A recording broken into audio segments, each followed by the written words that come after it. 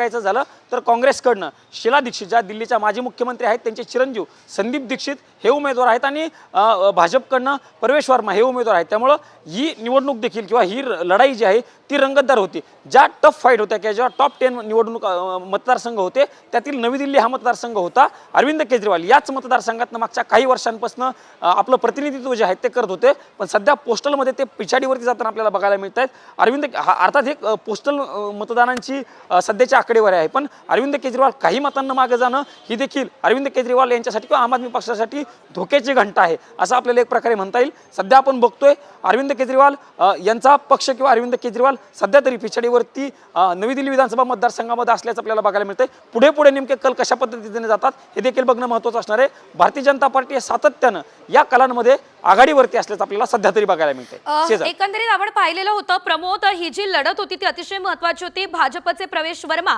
आणि काँग्रेसचे संदीप दीक्षित यांच्यामध्ये खरं तर ही लढत होती आणि यामध्ये अरविंद केजरीवाल पिछाडीवर दिसताय। कशा प्रकारे प्रचार या ठिकाणी झालेला होता, कोणत्या मोठ्या योजना भाजपनं या ठिकाणी आणणार या संदर्भात सांगितलेलं होतं, आश्वासन दिलेलं होतं, नेमकं काय दिल्लीमध्ये घडलं होतं या संदर्भात काय सांगाल?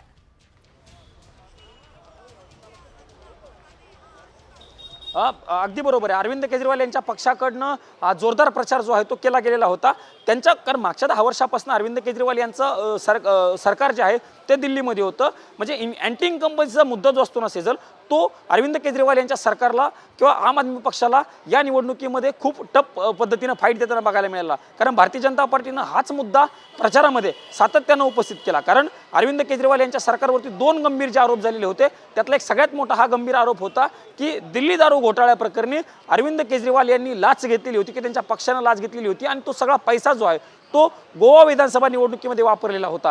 या सगळ्याची चौकशी झाली होती। त्या चौकशीमध्ये आम आदमी पक्षाचे खूप मोठे नेते, म्हणजे तेव्हा तत्कालीन मुख्यमंत्री अरविंद केजरीवाल यांना जेलमध्ये जावं लागलं होतं। उपमुख्यमंत्री मनोज सिसोदिया असतील, संजय सिंग असतील यांच्यासह आम आदमी पक्षाचे साधारणतः मोठे 4 ते 5 नेते